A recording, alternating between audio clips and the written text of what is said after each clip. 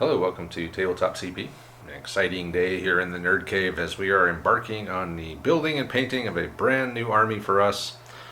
Yes, we just did a whole British army, but that was a replacement for the old British army, not a new army.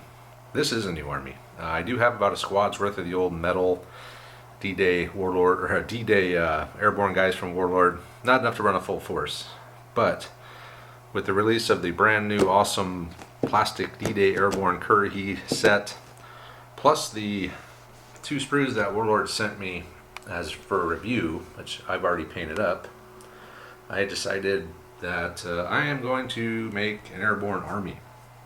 So this video, what I'm going to do is we'll go through the box, just a quick unbox and just see what's in here, and then I'll talk about my plan to how I'm going to use them, what I have to make a force for both chain of command and bolt action. So let's go ahead and check out the box. Okay, so let's just see what we got here. I'm not a big unboxer, but I haven't opened yet, so what the hell? Let's just take a look through this box. So first of all, we have the, this is the new resin paratrooper weapons teams, plus there's an officer in here. There's two LMG teams and a medium mortar and an officer. Let's just open this up and take a look inside. So what do we got here? So this guy here, he's really cool. I'm going to use him as the platoon sergeant for my chain of command airborne platoon.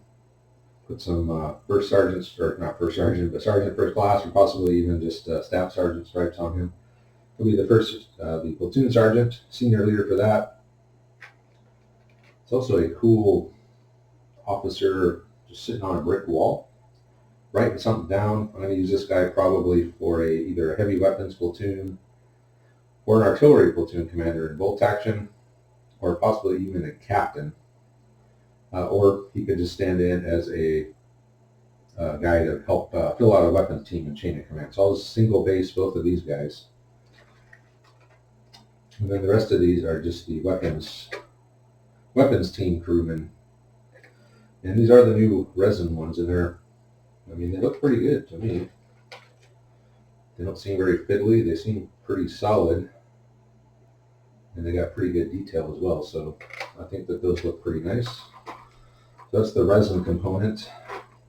And then as part of this, so we have the heavy weapons platoon, two medium machine guns and mortar, and the leaders. There's also an artillery platoon in this Curahee box. It's going to consist of one 57 mil AT gun and one light howitzer, 75 mil pack howitzer. Now, I did not see the actual machine guns and mortars in here, so I'm hoping that they're in this box. Oh yeah, there we go. There's one machine gun with tripod metal, so that'll go with the resin guys. There's the mortar. So that gets got some shells and stuff to put on the base as well, which is cool. And there it is, second machine gun.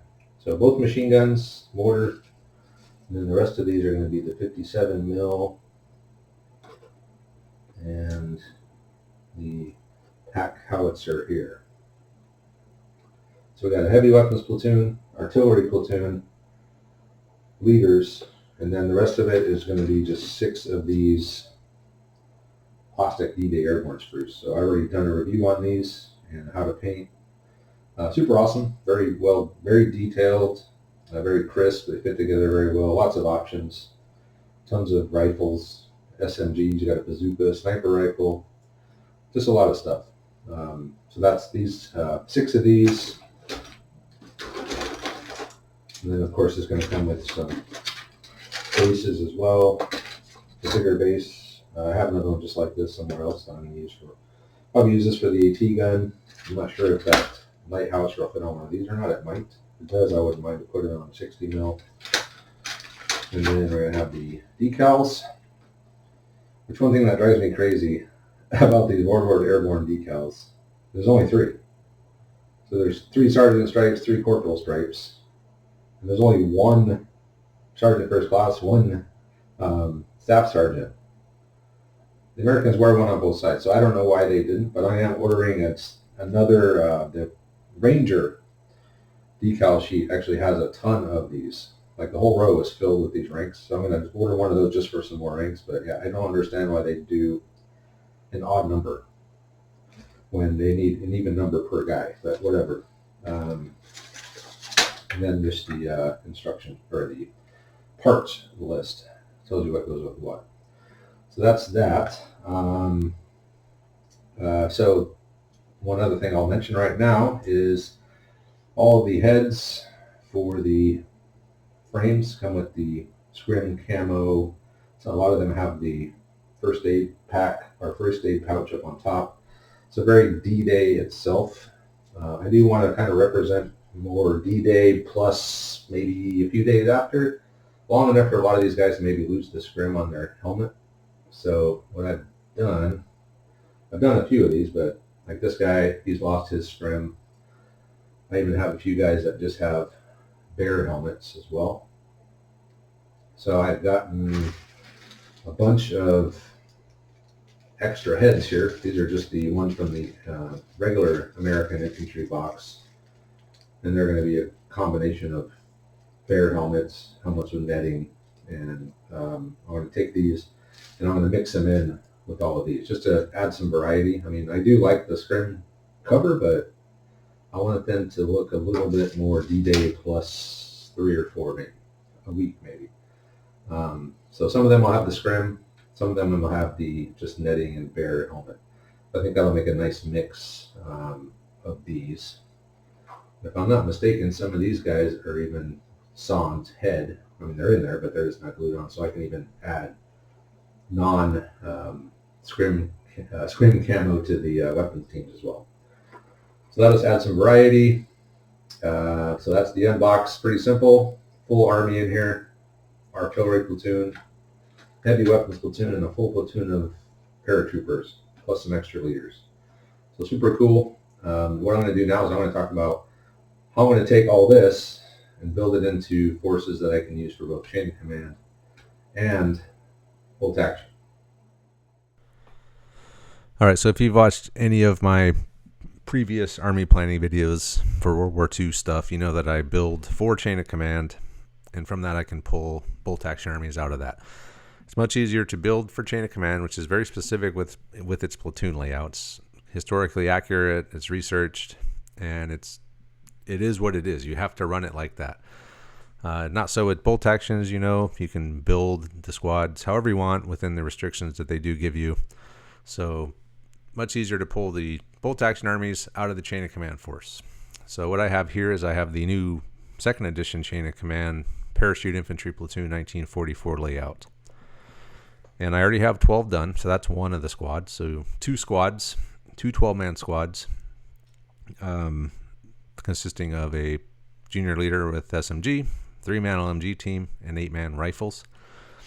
So I have one of those, and I'm going to make 2 more. So I have 36 guys in the box. 24 of those are going to go to making 2 more of these sections. So you can bring a 3rd section as a support choice in chain of command. So I can have this platoon with the extra support section, or if you want to run it as the later war Market Garden variety of airborne platoon, those had 3 sections. So I'll be able to run either one. So that's going to take 24 of the 36 guys I have. So that leaves me 12 guys left. So with that, I'm going to make a 2-man lieutenant team for bolt action. They're both going to have SMGs. I'm going to make a 2-man bazooka team on a single base. I'll make a spotter. Spotter will be for my mortar, or he can be used as an FO in either game. And then as you see here in the parachute infantry platoon 1944 chain of command layout, there's a mortar team. So it's a 60 mil mortar with 5 crew. I already have a 60 mil mortar from the old metal guys that I'm going to use for that. It's got 2 guys on the base. So I'm going to have to make 3 more guys with rifles to fill out that mortar team, which will also give me just 3 more rifle guys for general purpose if I'm playing bolt action. And then I'm going to build 4 SMGs.